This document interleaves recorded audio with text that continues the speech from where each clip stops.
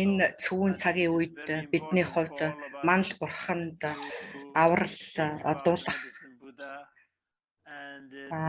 манал бурхны бүтээлийг хийх тарныг одоо урин тоолох бяцлах нь одоо маш их тустай.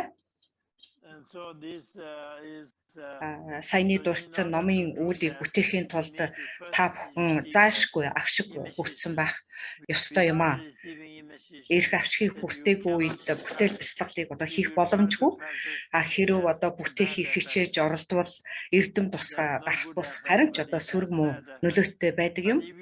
Эрх авшигыг хүртээд манал бурхны одоо бүтээлийг аливаа одоо бурхны одоо бүтээлийг үлдвэс анхлан одоо бурхан багшаас шавьд түүнээс дараагийн одоо шавь номын үлдэгч нарт өнөө хүртэл одоо дамжуулж ирсэн адистад өвцгийг хүртэх боломжтой болох юм аа.